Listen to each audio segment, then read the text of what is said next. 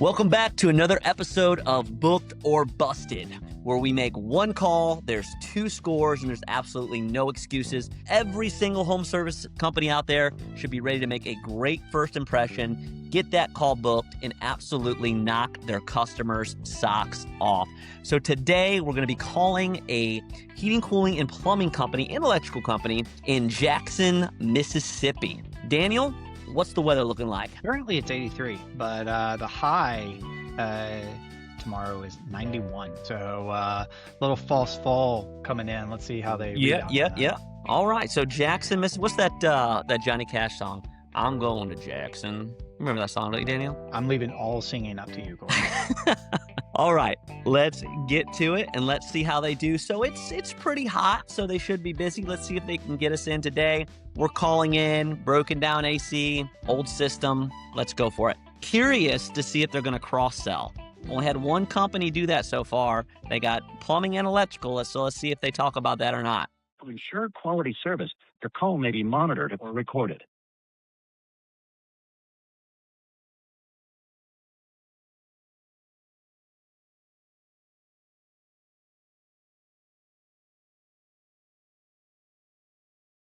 Calling it.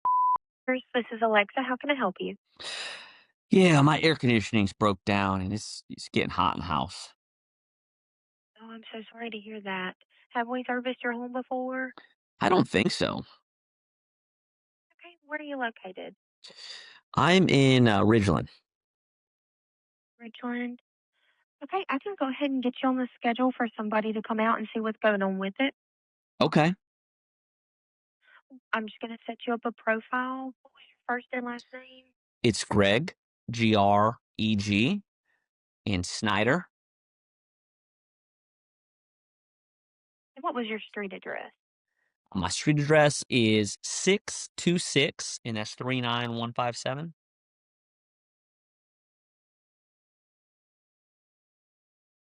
Sure. I am the homeowner, yes. And it's a mobile home? A mobile home? No. Okay. Did you have an email address you wanted to put on file? Sure. It's Snyder Greg 7 at gmail.com.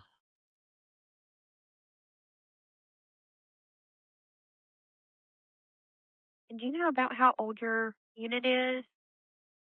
It's pretty old. I'd say it's about 15 or 16 years old. All right.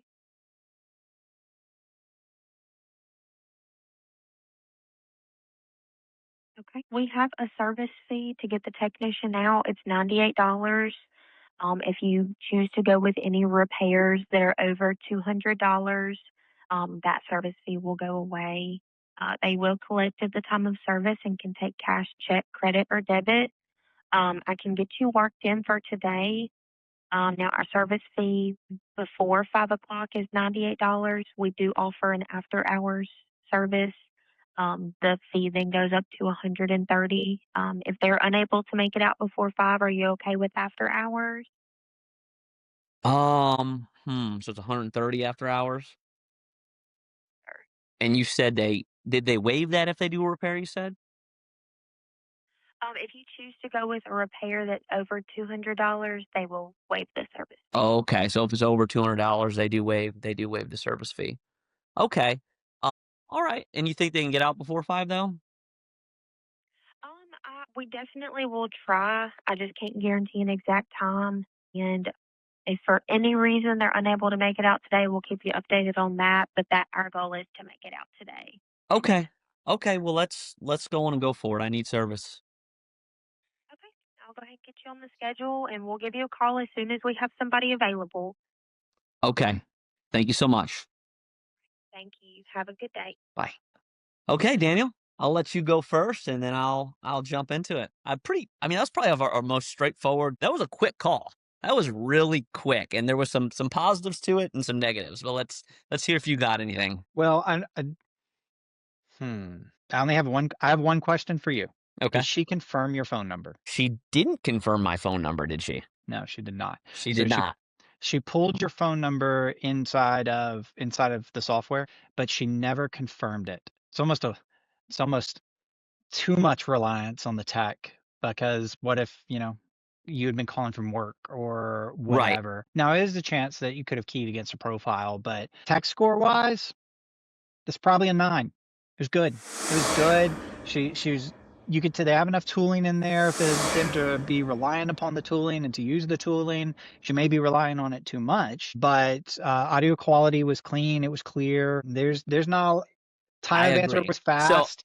I'm not going to give them a 10 only because I think that they're having a light day, and that's uh played into the tech score a little bit. I would like okay. to see it a little bit more under pressure. So I'm going to give it a 9. I'll give it a 9. A 9. So that is our highest tech score so far. Awesome. Exciting. So let me get in the customer service side. One thing I got to point out is, like I said, this was a pretty quick call, which is nice. She got through the process pretty quick. Now, you don't want to rush customers, obviously. I didn't feel rushed, though. She got everything done. Now, let's talk about some things that she didn't do well. She did show empathy out of the gate, and she said, sorry. Now, everyone knows how I feel about sorry. It's very cliche, it's overused. Customers just don't really feel it. So if you say sorry, they don't really feel that you care. I want to hear something like, oh, that's really frustrating. That's horrible. I've been there before. My AC went out last year. That's rough. Customers are going to feel that more. They're going to feel that you care. And how you say it is more important than what you say. So actually having that expression of concern. So I gotta knock some points for that. But she did say sorry. Good qualifying question. She asked the age of the system before booking, which was great. If I hear somebody just go on and jump and book a call without knowing and qualifying the call and knowing the age of the call, that's a red flag for me. That's getting points knocked off. So she did a very, very good job of getting the age of the system. Now, she did not really ask a whole lot of questions about my problem, though. And that seems to be a common theme. I said my AC's broke down, it's hot. And she said, oh, I'm sorry to hear that. And she went right into her qualifying questions. Age of system, what's your address, and things like that. But didn't really ask me about what was going on with my system. Did you hear anything, Daniel? Yeah, there was really nothing there. So I got to knock some points for that. So that didn't, and again, that's part of showing the customer you care and that you're listening. Well, how long has this been a problem? Oh, it went on me last night. You got any air coming out of your vents, or is it just no air at all? And figuring out what's going on. That's good information too for your technicians to have. A little information up front, and it shows the customer you care and you're listening. The service fee thing. What's your take on the service fee thing, Daniel? And I'll give you my inputs. Before you go into it, she did set some expectations about the service fee, but did not set any expectations about what the technician was going to do when he arrived at the location. And she did not build any value around her company or the technician and the services that she offers. So go ahead. My biggest complaint on the service fee is we called it 3 p.m. Yep. She didn't set the expectation that it was going to be an after hours call. She did bring it up, but the odds of them making it by before they started, and this is completely my personal preference. This isn't tied into the business model at all. It's just my personal preference. Not a huge fan of a $200 minimum, Mm-hmm. solely because, okay, they need to right, replace a cap or whatever, and it's $175 charge. There's a lot of gaming in that system that, from a customer perspective, I wouldn't appreciate. I agree. I agree. Most of the time, you'll hear companies say, "We'll waive the fee if you do a repair." That's the first Mhm. time I've heard that you got to spend a certain amount of money. I don't care for that much. And I'm going to tell you right now, I do not like after hours fees. I do not believe in them. I do not believe you should charge your customers. If you're a 24-hour home service company, you should not be charging an after hour service fee. You're losing business because of it. Now, 130, 80 to 130 isn't that bad. It's not terrible. I've seen a lot worse. I've seen companies charge, 250, 300, 350 after hours and more. And they think they're doing themselves well. They think they're saving themselves money or making money. They're not. Guess what they're doing? They're losing business and they're giving it to their competitors that aren't charging crazy after hour fees. So Well, and one third, and on the heels of that, they're yeah, hearing $200. So they're thinking, okay, if they have to come after $200 after hours, it's going to cost me $200. Well, if there's a fan that needs to be replaced, right? It actually, I think, creates you more long-term problems yeah, down the road, because the customer ends up with a bill they didn't anticipate. yeah. If their AirCs broke down, it's a 98% chance they're going to spend more than $200. You know what I Mhm. mean? I mean, even a capacitor or anything like that. Well, and this is a little off topic, but one of One of the initiatives that I've heard offered by some shops, and it's caught some traction lately, is Yep. we'll give you $1,500 off the system if we can't get you installed today. Yep. And so it's similar in what we're talking about, but a little bit different. But it's like your after hours fee should be building value, not Yep. becoming an obstacle to getting the job booked. It's just our opinion. Yeah. Like I said, I'm a big believer in no after hours fees. I'm a big believer in qualifying calls too. So for example, you heard the age of my system. I said, I think it's, 14, 15 years old. And I said, you think they can get out here before 5? I would have told that customer, I would have said, you know what, Greg, don't worry about it. I'm going to go on and mark it on here. There's going to be no after hours fee. I'm a 14-year-old system that's broke down. Come on.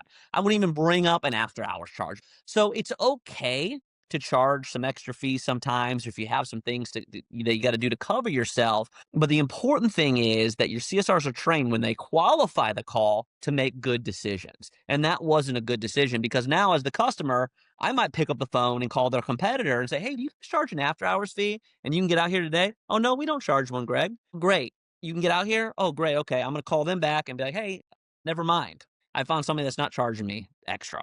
Just something to think about. 130 again is not terrible, but I got to knock some points for that. I'm going to give this, there was some good things, but I definitely some stuff there that wasn't good. I'll give this a 7.8 is going to be my SOC score for this. And that might be too generous, but I liked her. She was upbeat. She was efficient, but I'll give it a 7.8. I think it was a clean book, but definitely some things that could have been better. Biggest things for the CSR is empathy, asking a few more questions. But other than that, she was pretty smooth. Just could have used a little more training in certain areas. All right, Daniel, what is our final book, our busted score? 7.8 from you and a 9 from me.